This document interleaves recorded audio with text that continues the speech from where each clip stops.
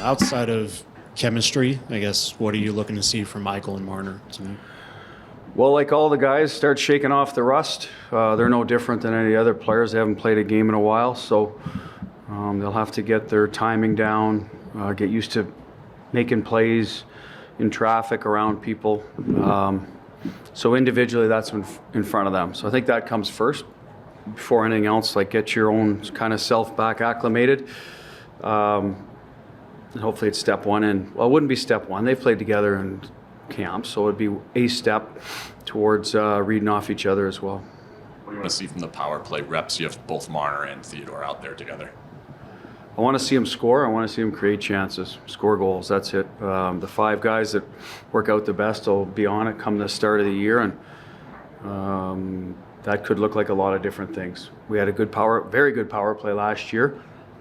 We're mindful of that, so we want to build off that without tearing that down. But obviously we have a new piece that's very good in the power play too. So let's see where that best fits and makes us the best. As simple as I can make it till we get going. There's no real elephant in the room. Every guy in that, we used Hanny and Theo up top last year. I thought it kept moving. We had different guys in different places, but see how that goes. What do you want to see tonight out of guys like Cole Schwint and Jonas Rondbjerg?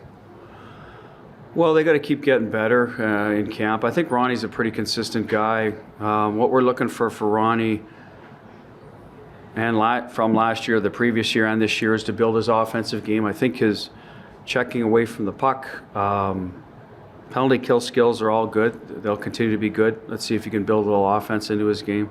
Probably the same for Schwinning.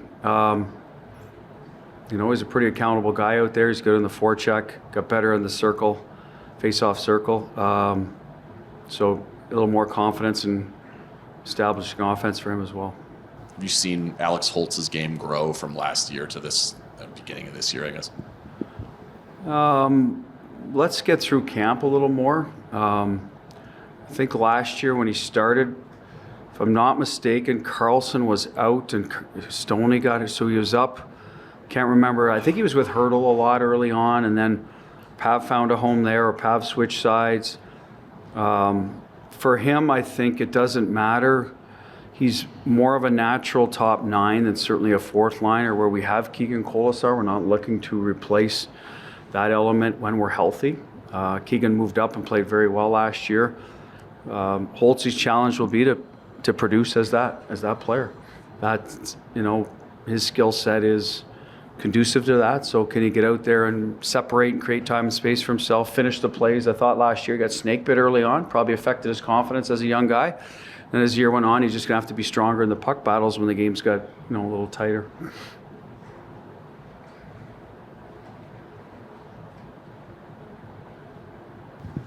Just to be clear, Mitch will play tonight?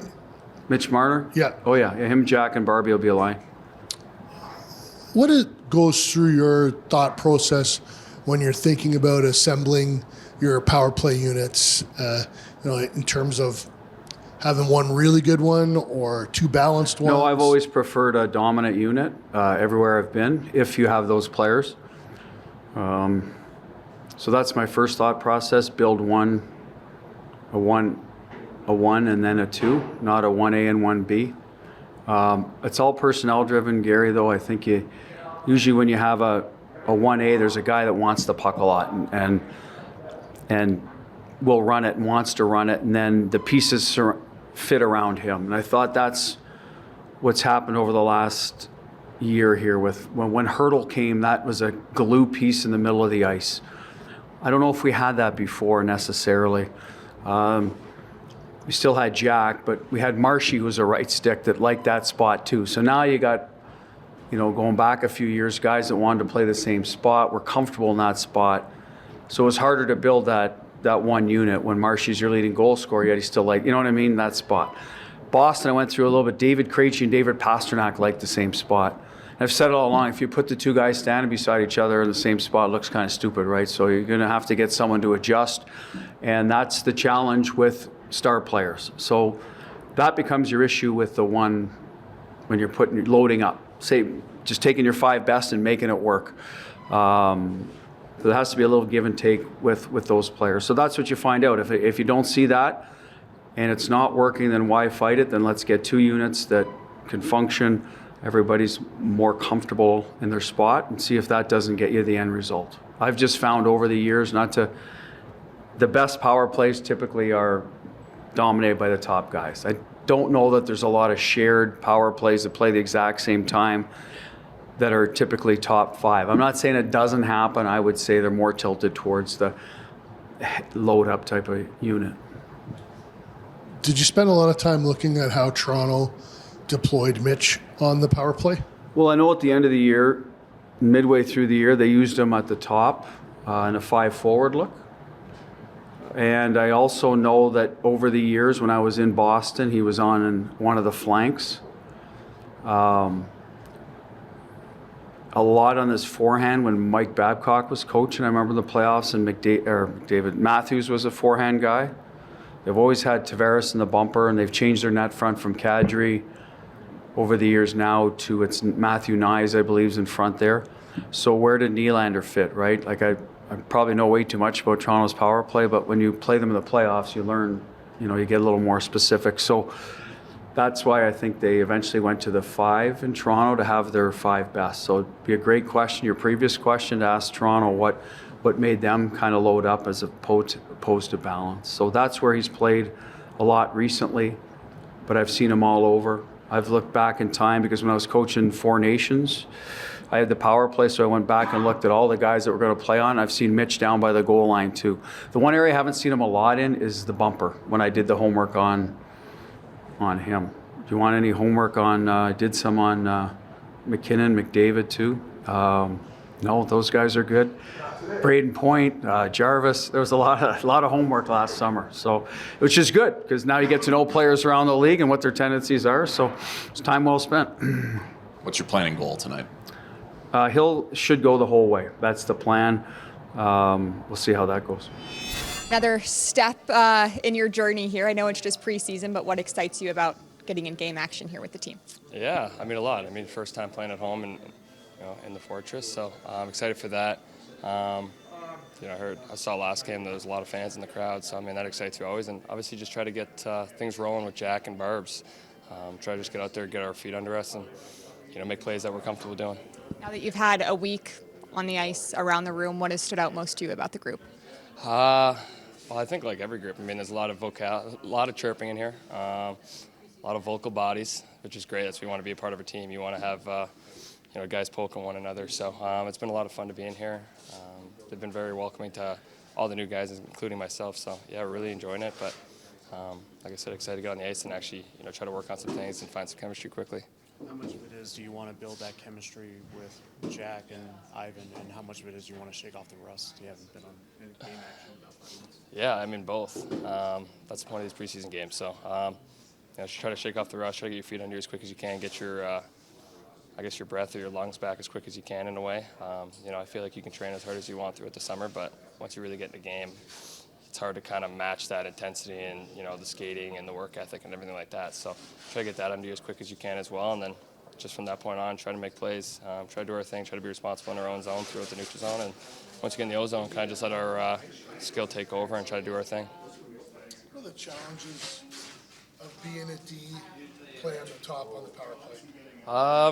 Well, sometimes it's not the greatest, when the puck gets turned over and it's a 2-on-1 in a way, but I've tried to trust my abilities to play that D-man role in past years and stuff like that, and feel like I'm getting better at it as it goes. Last year was the real first time I was really top of the power play, top guy on the power play. But I've enjoyed it up there. You can kind of see the ice all around. You can kind of see openings down low. You can see kind of holes that maybe sometimes you can't see from the side. But I'm just going to try to find sticks, try to find it in wheelhouses of Jack and Theo's, and just try to make plays. And if it turns over, try to be responsible on the other side of it. The Leafs used you in 5-on-5 situations sometimes when you needed a goal. Yeah. They put you out there. Yeah. No, like I said, I've had some times where I've played D-man for a couple periods of time, so it's not something that I'm not scared of, I guess you could say. Kind of used to it. Obviously, it is always a challenge to kind of figure that out. But yeah, I trust my backwards skating, trust my abilities, trust my stick work, and try to just make plays out of it. When you signed, or just right after you signed, did you like kind of in your mind go, "I'm going to be here"? Like, did you go through that process? No, not really. When I signed here, I think it was development camp going on, so it was a pretty busy time here going on, and Butch was going to do something quickly just right after, so I didn't get to meet with him or anything like that and talk to him, but talked to him a couple days ago, kind of just ran through that we're going to do the top to start with and see how it goes. So, yeah, like I said, I'm used to it up there. Just try to make plays and try to be quick with the puck. Why do you think it fits your skills, like that particular spot? I don't know. I mean, like I said, I like trying to see below guys. I like when, the pressure's coming at you and they can't kind of see behind them. I think that's just a thing that I'll try to find with Barb's right now quickly and whoever's out there and whenever it happens. But just trying to find lanes through, sticks, plays. I find like I can walk the line pretty well and make plays. I'm not really trying to ever shoot to score. I'm trying to shoot for sticks and make plays and try to make secondary opportunities out of that. So that's what I'll try to do tonight and shake off the rest and get it going. Jonas, how have your goals in camp this year differed from previous years? Well, it's still the same goal, is to try and make the team and trying to put the work in every day to show the coaches that I got what it takes. Was there any feedback that they gave you going into the offseason that you spent your summer working on? No, not specific feedback. I'm just trying to do the usual stuff and give it another crack.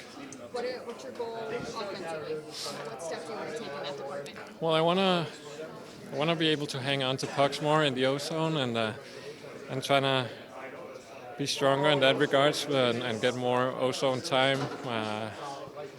So you spend less time defending, makes it easier for the whole line, and then sets up the next line too for a great shift.